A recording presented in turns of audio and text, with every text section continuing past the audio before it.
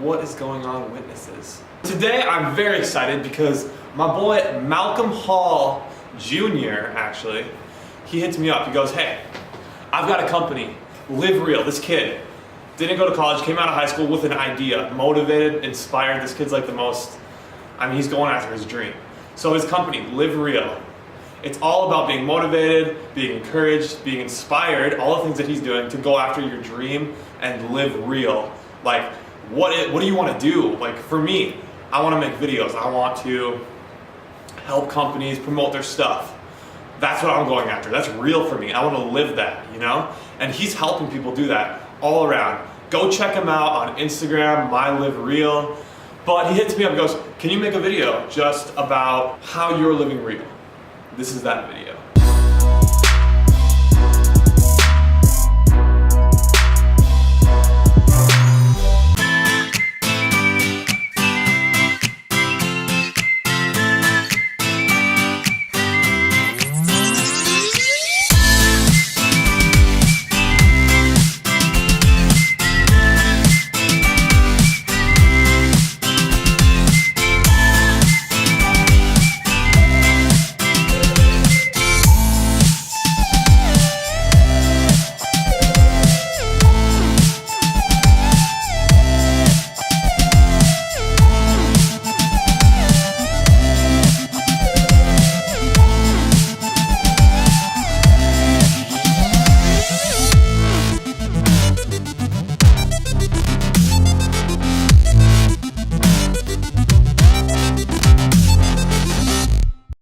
So that video that you just watched was a video that I did for my boy Malcolm. He's got a dope company, Live Real. I just went out with a couple of people. Shout out to Sydney and Elena. They're super good models. Dylan also came and shot with us. The kid's an amazing photographer. I've shouted him out before, but go hit him up too. I'll link all of their profiles below actually, so go check them out.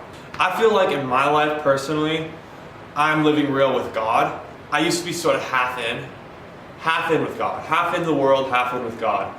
And that doesn't really work for God. He wants all of you. He's jealous for you. He wants 100% you to surrender to him. And what does it mean to live real with God? What does that really mean? What does that really mean? So what I really believe it really means is just being fully surrendered to his plan, not your own. Okay, so this sounds super simple. It sounds like there's got to be more to that. Like, there's got to be more. Like I want to fully surrender. That doesn't sound. What does it mean to be fully surrendered? That means his plan is above your plan. That means when you're living out what you think he wants you to do and he changes it on you, you're not going to freak out or go into some depression or have some problem with it. You're going to follow it because you know that he's your father and that he's got the best plan for you. Here's an example. I'm going to be graduating in the spring here. What if a month before graduation, I'm finishing up my classes, I am getting stuff ready, I even have a job lined up, right? And he goes, Andrew, don't take that job, drop out of school, go be a missionary in a different country. God, well, God, why? Like, I just went through three years of school and I have a job now. Why would you, is this what you want me to do? You know, like, those are the questions we ask. Like, we kind of question, like, oh, is this really you, God? Like, but if we're fully surrendered to him, we'll be able to hear his voice more clearly than if we're half in. If we're half in, it's going to be jumbled with the world. We're going to be listening to strangers' voices all around us, and it's going to be hard to figure out that our shepherd's voice is the one that we should listen to. So it's like, if you're fully in, there's only one voice, and it's God's.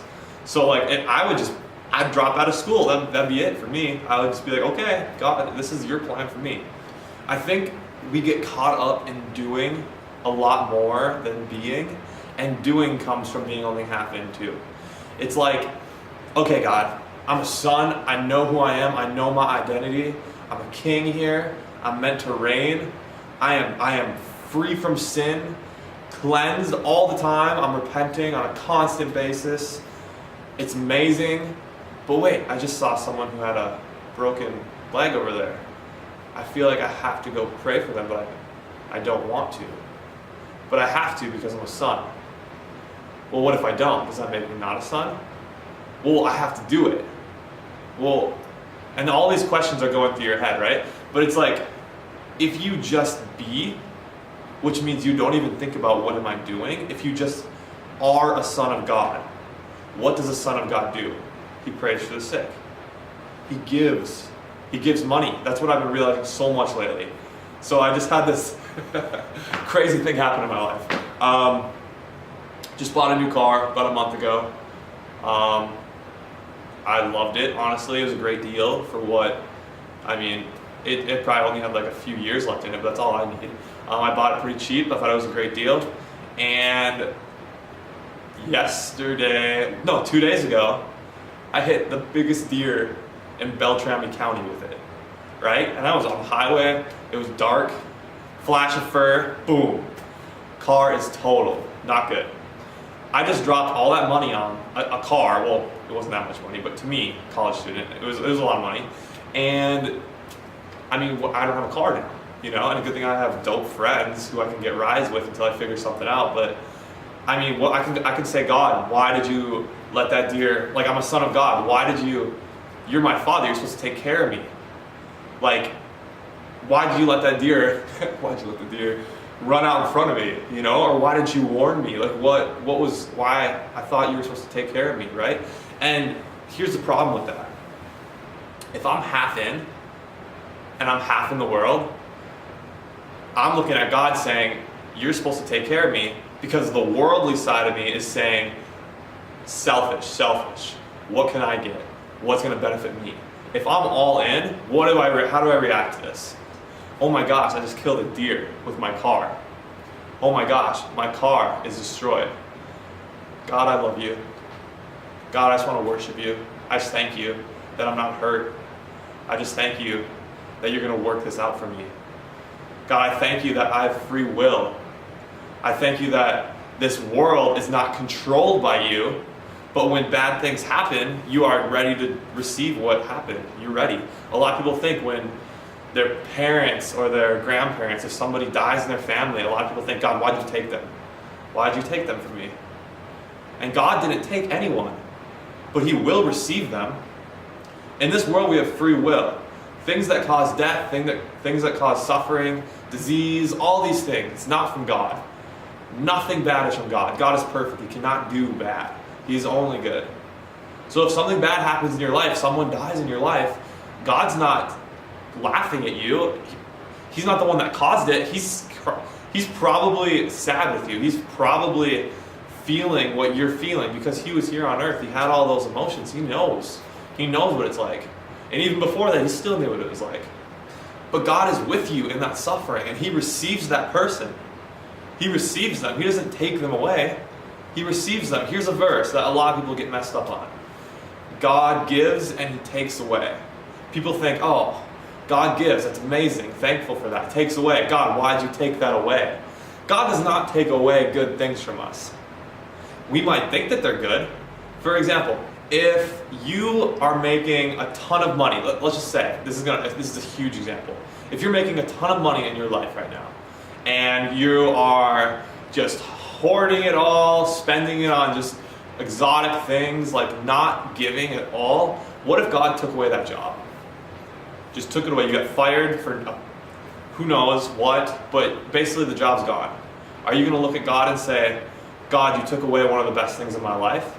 Because this is what He's going to say. He's going to say, I'm supposed to be the best thing in your life. He's going to say, you're putting money over me. And I'm trying to help you by taking away that thing so that you can understand that I'm the one that you should be going to. Not the money, not the things that come out of the money, not the things. With this situation for me, I'm just looking at it as, God, wow, this is a trial in my life. I'm poor. I don't have a lot of money. I just bought that car. It's gone now. I didn't even have insurance on it. Like, I had liability because the last car that I had was just a junker. If I would have hit a deer with that, we would have just tossed it. And we just moved the insurance onto the one that I just bought and forgot that we didn't have comprehensive on it.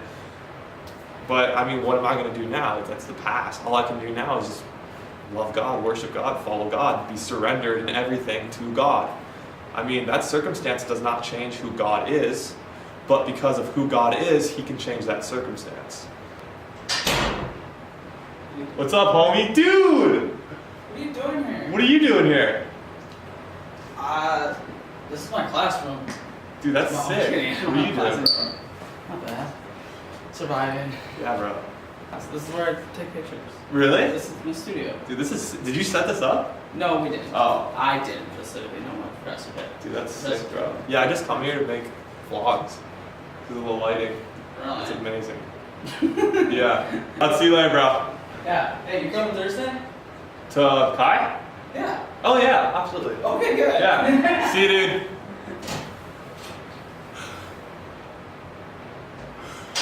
Oh, that's so funny. All right, Levi just stopped him. I'm definitely keeping that in there. That's cool. Basically, I'm not mad at God. I love God. No matter what happens in my life, I love God. My whole life is for God. Here's the thing to think about. If you gave your life away, why are you so worried about it? We worry about our life so much, but it's like, I surrendered it. It's not mine. I don't have ownership of it anymore. Why would I worry about it? God's got it now. He's much more capable of handling my life than I am. Anyways, that's kind of how I'm living real with God. I'm just understanding that surrendering is way more important than I used to think. It's really the only way that you're going to be close with God. You have to give up everything. A lot of stuff can get in the way of God, and you just got to keep clearing that away. And God's going to keep clearing that away. But when he does, you can't mad at him for doing that. It's the best thing for you. He's got the best plan for you. So just follow with what he's got. Alright, so that's it for this video, guys. Please go check out Malcolm's Live Real. He's got merch.